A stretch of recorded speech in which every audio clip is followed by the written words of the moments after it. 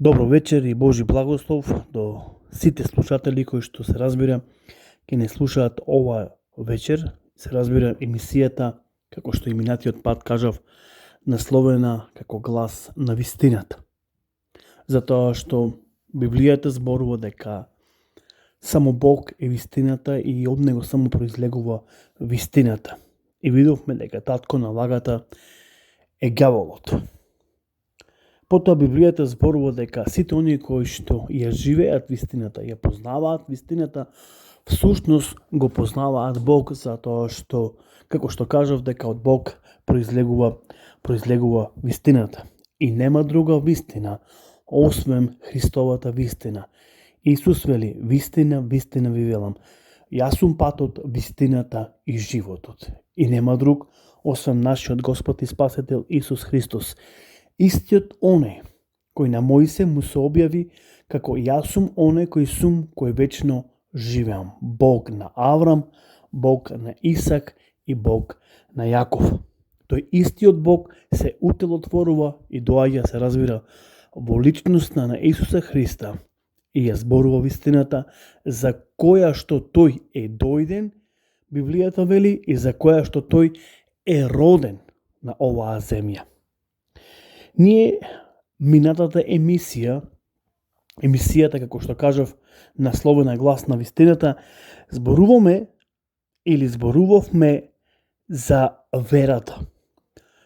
Зборуваме веќе неколку емисии, всушност зборуваме серија на предавање околу верата. Затоа што реков дека верата е посредник или посредува меѓу нас и Бог. И верата доаѓа, како што и кажав, од самиот Господ Бог. Но видовме она што апостолот Јаков зборува по прашање на верата.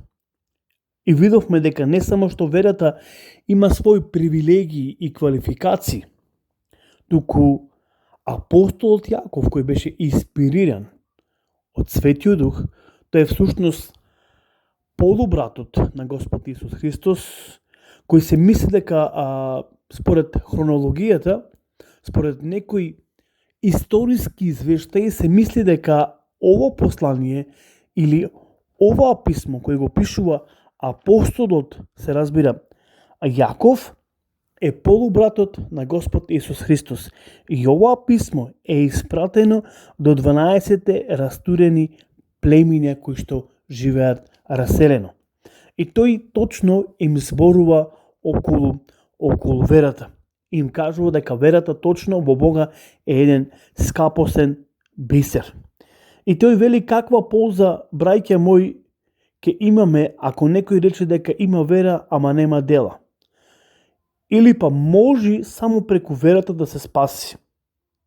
И потоа кога ќе ги читаме стиховите кои ни се дадени во овој пасус, ќе видиме дека апостолот Јаков зборува како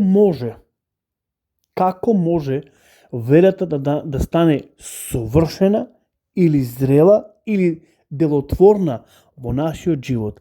Само кога верата ќе има и свој дела. Затоа што Јаков во ова исто послание од 2 глава, тој зборува од 8 стих, поточно од 14 па се до 26 стих, тој зборува дека верата без дела е мртва, како што и делата без вера се мртви. Затоа тие одаат заедно. За да може верата да биде совршена, потребно и е делото. Така да Аврам, пренесувајќи го Исак на жртва, се усоврши, се разбира, неговата вера. Зошто како што телото без духот е мртво, така и верата без дела е мртва. Затоа никој не може да каже дека има вера, а нема дела. Или има дела, а нема вера. Тие одат заедно рака под рака. Верата без дела е мртва.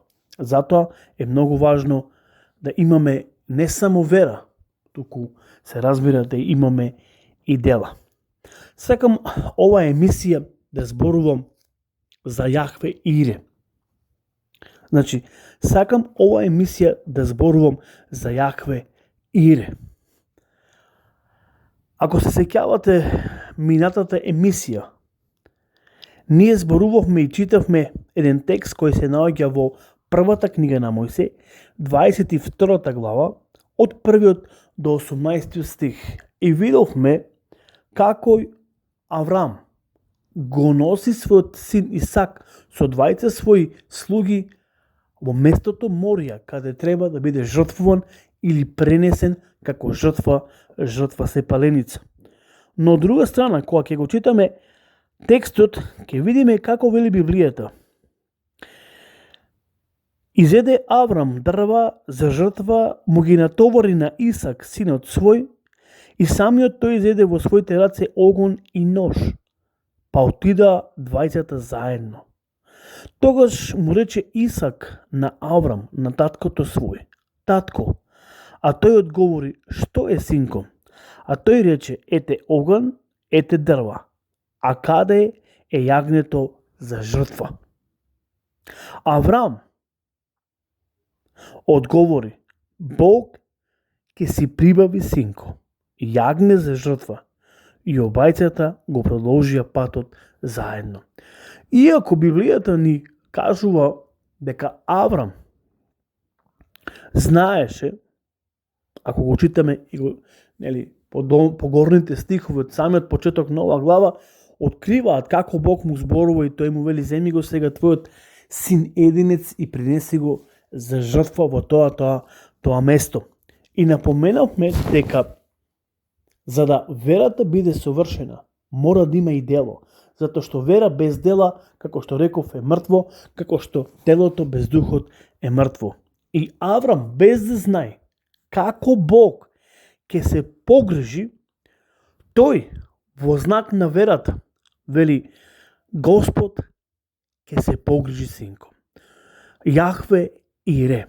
Кога ќе очитаме 8 стих и 14 стих, точно ни се спомнати овие нешта. Аврам одговори: Бог ќе си прибави, синко, јагне за жртва. Потоа во 14 стих вика: и го нарече Аврам ова место Јахве Ире, кој вели дека Бог ќе си прибави. Во наш превод, во наш контекст би значило Бог ќе се погрижи за сите тие нешта. Потоа, кога ќе видиме не само што Бог ќе се погрижи, туку Библијата вели дека тој ќе промисли и ќе предвиди. Аврам со ова докажува или верува дека Бог ја има целосната контрола и дека тој знае дека Бог ќе се погрижи за сите нешта. Бог му се објавува на Аврам. Прво, Бог го повикува Аврам. Ќе отвориме во првата книга на Мојсе, како што реков, првата книга на Мојсе, 12 глава, и ќе го читаме, се разбира, првиот стих. Значи, прво нешто, основно, Бог му се објавува на Аврам, со тоа што тој го повикува Аврам и му вели: и му рече Господ на Аврам: излези од својата земја и од родот свој и од домот на татка си, па појди во земјата што јас ќе ти ја покажам. Зборот кој што можеме тука да го сретнеме е зборот излези. Од што? Прво, од својата земја, од родот свој и од домот на неговиот татко. Така не зборува овој стих. Излези е клучен стих. Зошто? Затоа што неговиот татко потекнува од Ур-халдески и тој народ беше многу божечки или не зна божечки, верувајки во многу богови. Еве во првата книга на Мојсе, 11 глава, ќе го прочитаме 31 стих. И го зеде Тара синот свој и внукот свој, Лот, син Аранов и син Сариев, сна своја, жената на неговиот син Аврам, па излегоа заедно од Ур-халдески, за да појдат во земјата хананска и дојдаа до Ханан, каде што и се населија. Значи, таткото на Аврам, всушност Аврам беше халдеец кој потекнуваше од Ур-халдески. станува збор за истата земја, Сенар или Сумир, некаде можете да ја сретнете во Библијата. Бог сакаше од Аврам да излези од начинот на живеење и од сите негови постапки, мисли и разбирања. Ете затоа Бог го повикува, се разбира, Аврам. Излези. И му рече Господ, излези од својата земја, од родот свој и од домот на татка си, па појди во земјата што јас ќе ти ја покажам. Бог сакаше да излези Аврам од домот на неговиот татко, затоа што реков дека неговиот татко потекнуваше од Ур Халдејски и беше многу божец и веруваше во многу богови. И затоа Бог сакаше Аврам да излези од начинот на живеење, од нивните постапки, мисли и разбирања, се разбира, за животот. Што ќе каже нова апостолот Павле до Филипјаните, 2 глава, се разбира, 5 стих. Еве што вели Библијата. Размислувајте онака како што и Христос размислуваше. Значи, Библијата ни зборува како треба да размислуваме, како треба да постапуваме и да го разбираме Бог. Онака како што размислуваше и Господ Исус Христос. Кога ќе го читаме Словото Господово, ќе видиме дека подоцна апостол Павле им пишува второ писмо на Коринтјаните во 4 глава и тој им вели дека Исус е Божја слика и дека тој дојде да ни објави се што му лежи на Господ едноставно на срце, затоа што Христос, како што реков, е Божја слика. И за тоа зборува целата, се разбира, целата Библија. И затоа овде апостол Павле ги поучува филипјаните како треба да размислуваат, како треба да живеат. И затоа му вика, размислувајте онака како што размислуваше Исус Христос. Потоа, кога ќе ги видиме нештата, како Библијата зборува за сите овие нешта, ќе откриеме, се разбира, многу или доста интересни работи, се разбира, кои ни се запишани во Словото Господово. Бог направи договор со Аврам врз основа на неговата вера. Со посредништво на верата Бог направи, како што реков, сојуз. И тој сакаше да излези од нивниот дом и да вклучат заедно, се разбира, нов договор. Во 12 глава од првата книга на Мојсе, 4 стих, Словото Господово ни вели вака. Тогаш тргна Аврам, како што му кажа Господ, а и со него појде Лот. Аврам имаше 75 години кога излезе од Ханан. Потоа во 15 глава од првата книга на Мојсе, 7 и 8 стих вика вака. И му рече, јас сум Господ, кој те изведе од Ур Халдејски, за да ти ја дадам оваа земја да владееш или во твое наследство. А тој рече, Господи, Господи, пошто ќе познам дека ќе ја, се разбира, наследам. Значи, Бог е тој кој што го извади од куќата на роб, од куќата на неговиот татко. Бог сакаше да направи, се разбира, со Аврам еден договор, сојуз, каде што Бог ќе вметни во нивниот живот еден нов систем. Всушност, тоа е Божи систем. Затоа апостол Павле вели, размислувајте онака како и што и Христос размислуваше. Христос размислуваше онака како што Бог размислува. Делуваше онака како што Бог делува. И затоа Исус најдобро може да ни го опише Бог. Каков е Бог и како Бог делува, размислува и постапува. И затоа Исус ни е најголемиот пример во Библијата и како што постои целиот свет, како Бог размислува и како тој сака да живееме. Библијата зборува дека Бог сака да живееме според неговите заповеди, според неговите постапки. додека Израелот беше 430 години. Бог преку Мојсија му вика на фараонот: пушти го мојот народ да ми служи мене и да ми се поклонува мене. Бог сакаше на фараонот да му каже да тој народ излези од еден таков систем на живеење, стар систем на живеење.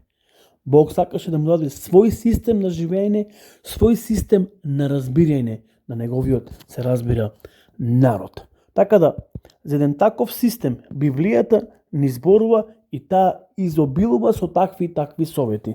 Ако даде Господ во наредната емисија, точно ние ќе зборуваме за тој систем. Која беше волјата Божја дадена за Аврам, ама денеска и нас. Од што ние треба да излеземе? Ако Аврам требаше да излези од татковата си куќа, за да може да стекне и да добие благослов, денеска Господ ни зборува од што ние треба да излеземе. Има многу работи за кои што треба да зборуваме, а Библијата навистина доволно зборува за сите тие нешта. Имајте убава вечер, благословена вечер, Господ нека биде со вас и Бог нека ве благослови. Се слушаме до наредната емисија. Емисијата се разбира Глас на вистината.